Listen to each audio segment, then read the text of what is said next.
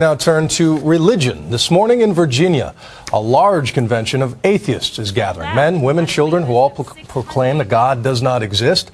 Still, of course, the minority view in this country, but it is a view that is becoming more and more vocal with more and more members every day. Here's ABC's Liz Marlantis.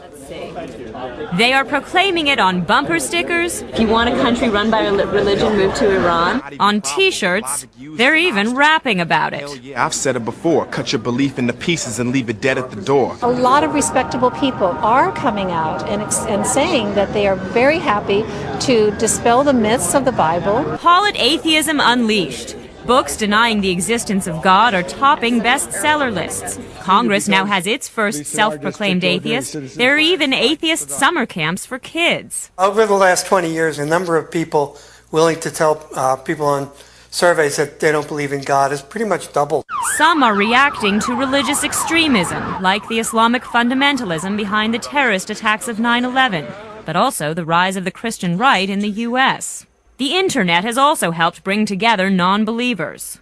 So we tested it. This weekend's convention was sold out and had a wait list of 600 people.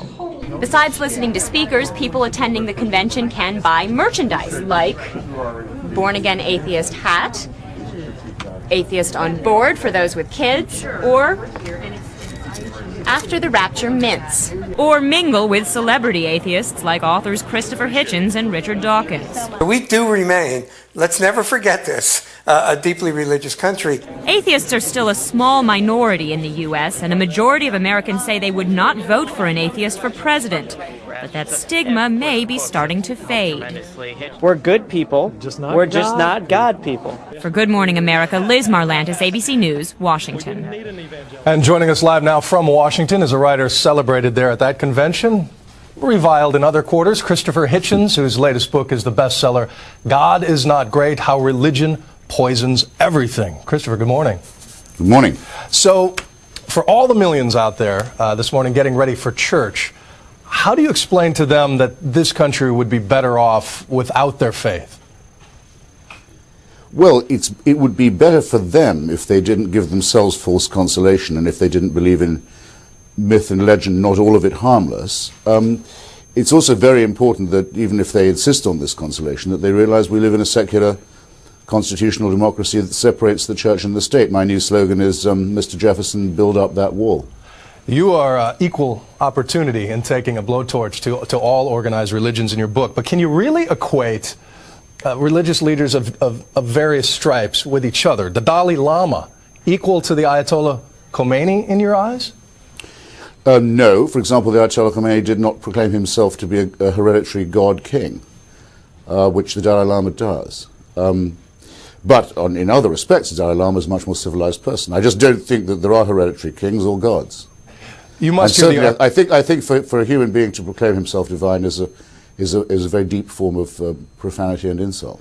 I know that you pointed religion as the source of so much war and pain and persecution throughout history. But on the flip side of that, I'm sure you hear the argument, but think of all the good it does every day around the world, the charity, the selflessness. Well, sure, I've seen some of it, in fact. I've met many people who live their lives in effect for others, many of them atheists, many of them believers. My challenge really is to say, can you name me a moral action that's been performed or a moral statement made by a believer that couldn't have been made by an unbeliever? I haven't yet, I've been issuing this challenge, by the way, for quite some time. I haven't had an answer to it yet, whereas I'm very sorry to say that if I ask any audience anywhere, can you think of a wicked action performed or a wicked thing said in the name of faith, no one has any difficulty in coming up with an example.